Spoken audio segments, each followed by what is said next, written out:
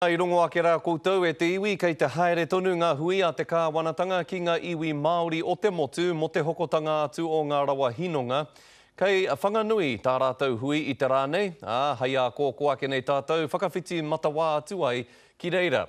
Ka are te nuinga o ngā iwi Māori i te rata ki te hiahia o te kāwanatanga ki te ūkui atu i te tiriti o Waitangi i te ture hokorawa.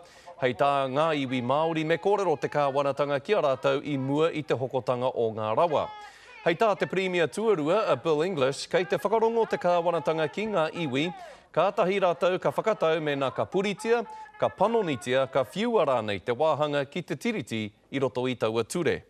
No one wants to waste a whole lot of time and money on arguing fine legal points.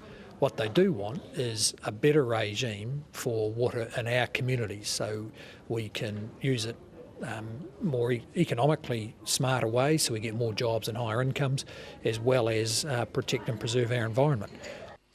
Ka tahi anō te hui tuatoru mo te hokotanga o ngā rawa hinonga a te kāwanatanga ka tīmata noa ki roto o whanganui. E rongo ai tātou i ngā kōrero o te wā me whakawhiti atu tātou i aia tonu nei ki a Gerard Albert, mā ngai mo te runanga o whanganui. Gerard, tēnā rā koe. Tēnā koe, Scotty. He hanga kōrero a o iwi i tēnei wā nei ki te kāwanatanga?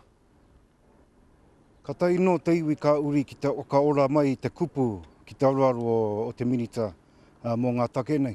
He o tino rā, tā rātau, tā mātau no ki, nā roto ana mai o Whanganui, he a wanga no tō mātau.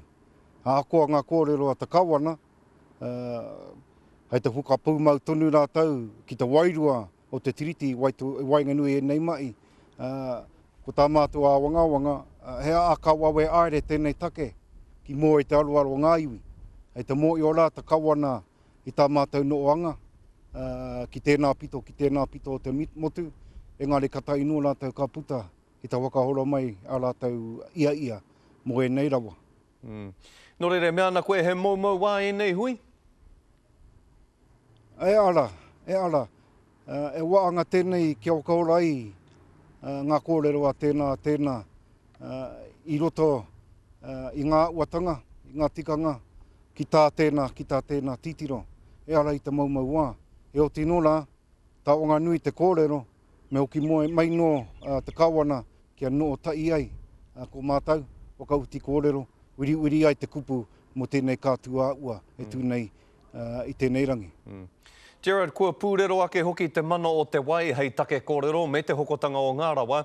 Hei tā etahi me wehe rua ngā kaupapa e rua nei, kaua e whakahanumitia, kaua rānei e whakawhāiti kia kotahi, pē he o whakaro?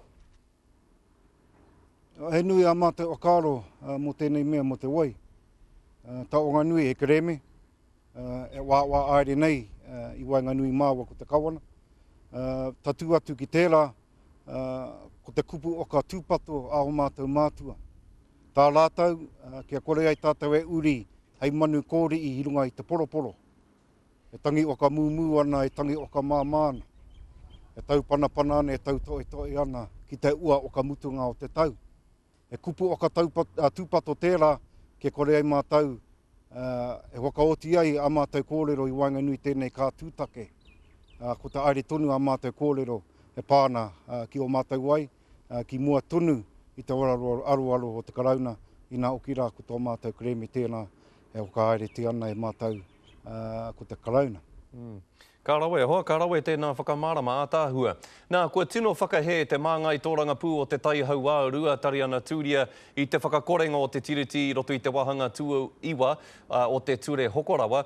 Ki te tohe tonu te kāwanatanga ki te whakakore i te tiriti i roto i taua wahanga, mea ha a Tariana Tūria me te ropu tōranga pū Māori, ki o whakaaro?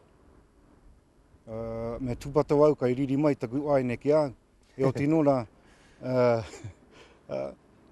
tēnā. Tāta Pāti Māori e kōrero i Wainganui rātau no. Ko taku ia kia wānanga i ai tā rātau mai, tai ko te karauna, i Wainganui a rātau kai tautoko. Koe rā te mea nui. Ākoa kaua e atu rātau i te tā o te karauna, kai te pai no tērā, hei tā are tonu nei ngā iwi, ki te wā aere o rātou take ki te aruaru o te karauna. Kei reira tunu a mana, kei reira tunu te Pāti Māori e aki ana i te kawana i roto i te ore. Kāore e raru. Kia ora rawa atu koe, Gerard. Nā mihi nui a mātou o te karereki a koe, tēnā rā koe. Kāti, kia ora mai rā tātou katoa. Gerard Albert, tērā e te iwi māngai mo te runanga o Whanganui.